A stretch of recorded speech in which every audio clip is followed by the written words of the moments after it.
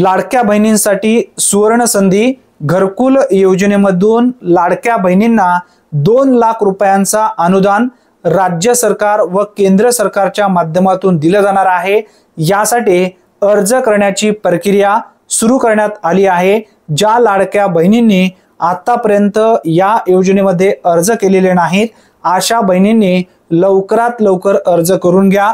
अर्ज कोणत्या ठिकाणी करायचा आहे, अर्ज करण्यासाठी कोणकोणते डॉक्युमेंट लागतात, अर्ज करण्याची पात्रता काय आहे याबद्दलची माहिती आपण या व्हिडिओच्या माध्यमातून समजून घेणार आहोत। त्यासाठी नक्की हा व्हिडिओ शेवटपर्यंत पहा। तत्पूर्वी चॅनलवरती पहिल्यांदाच आला असाल तर चॅनलला सबस्क्राइब करून बेल नोटिफिकेशनला क्लिक करा। चला तर मग व्हिडिओ सुरू करूया। लाडक्या बहिणींनो, घरकुल योजनेमधून 2 लाख रुपयांचा अनुदान जर आपल्याला मिळवायचं असेल तर आपल्याकडे कोणकोणते डॉक्युमेंट असणे आवश्यक आहे याबद्दलची माहिती सर्वप्रथम आपण समजून घेऊया। ओळखीचा पुरावामध्ये आपला आधार कार्ड असणं गरजेचं आहे। त्यानंतर रहिवासी प्रमाणपत्र सुद्धा देणे गरजेचे आहे। म्हणजे मी मागील 15 वर्षापेक्षा जास्त कालावधीपासून मी महाराष्ट्र राज्याचा रहिवासी आहे अशासाठी रहिवासी दाखला असणे आवश्यक आहे। त्यानंतर ॲड्रेस प्रूफ मध्ये मतदान कार्ड, रेशन कार्ड किंवा लाईट बिल या तिन्हीपैकी एक डॉक्युमेंट आपल्याला द्यावं लागतं।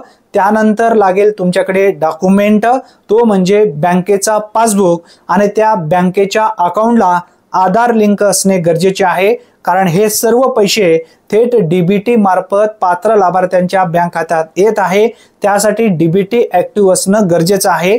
त्यानंतर पुढील डॉक्युमेंट आहे, जर आपल्या नावाने प्लॉट असेल तर नमुना नंबर 8, जर तुम्ही ग्रामीण भागातून असाल तर, शहरी भागातून असाल तर रजिस्ट्री तुमची लागेल। जर शहरी भागातून नसाल, ग्रामीण भागातून जर असाल तर नमुना नंबर 8 तुमचं असणं आवश्यक आहे। ग्रामपंचायत मध्ये तो नमुना नंबर 8 मिळेल। जर तुमच्या नावाने प्लॉट नसेल तर भूमिहीन मधून सुद्धा तुम्ही अर्ज करू शकाल। त्यानंतर पुढील डॉक्युमेंट आहे, म्हणजे यापूर्वी मला घरकुल योजनेचा लाभ मिळालेला नाही किंवा माझ्या कुटुंबातील एकाही सदस्यांना घरकुल योजनेचा लाभ मिळालेला नाही असा शिफारस पत्र सुद्धा आपल्याला ग्रामपंचायत मधून घ्यावं लागेल। एवढे डॉक्युमेंट जर आपल्याकडे असतील तर आपण घरकुल योजनेमध्ये सहजरित्या अर्ज करू शकता। त्यानंतर आपण समजून घेऊया अर्ज कोणत्या ठिकाणी करायचा आहे।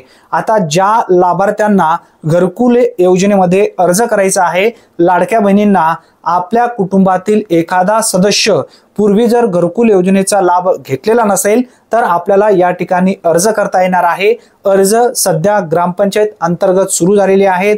घरी बसल्या एकतर आपल्या मोबाईलच्या माध्यमातून सुद्धा आपण अर्ज करू शकता। सेल्फ सर्वे या संदर्भात सुद्धा आपल्या चॅनलच्या माध्यमातून आपण व्हिडिओ घेतलेला आहे। त्यानंतर जर तुम्हाला अर्ज घरी बसल्या आपल्या मोबाईलच्या माध्यमातून करता येत नसेल तर तुम्ही ग्रामपंचायत मध्ये जाऊन अर्ज करू शकता। सध्या सर्वे सुरू झालेला आहे। घरकुल योजना कोणकोणत्या आहेत, राज्य सरकारच्या कोणत्या आणि केंद्र सरकारच्या कोणत्या याबद्दलची माहिती समजून घ्या। प्रधानमंत्री आवास योजना ही केंद्र सरकारची महत्त्वाकांक्षी योजना आहे। या योजनेअंतर्गत सर्व कॅटेगरीतील लाभार्थी सहजरित्या अर्ज करू शकतात।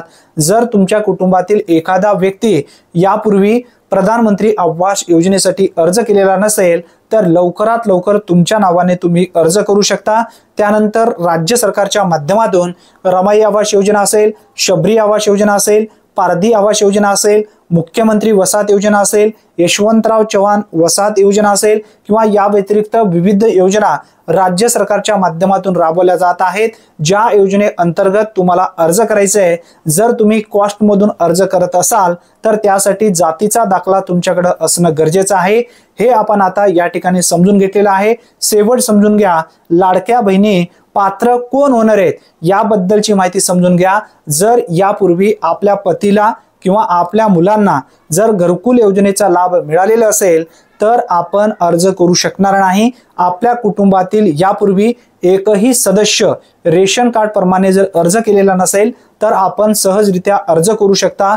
लवकरात लवकर अर्ज करून घ्या। अर्ज करण्याची प्रक्रिया सध्या सुरू आहे। अतिशय महत्त्वपूर्ण ही माहिती आहे। जास्तीत जास्त व्हॉट्सअप ग्रुपवरती हा व्हिडिओ नक्की शेअर करा। चॅनलवरती जर तुम्ही पहिल्यांदाच आला असाल तर चॅनलला नक्की सबस्क्राईब करून व्हिडिओला जाता जाता लाईक करा आणि हा व्हिडिओ जास्तीत जास्त मित्रांपर्यंत नक्की शेअर करा। धन्यवाद। पुन्हा भेटूया नवीन व्हिडिओमध्ये नवीन माहितीसह। तोपर्यंत जय हिंद, जय महाराष्ट्र।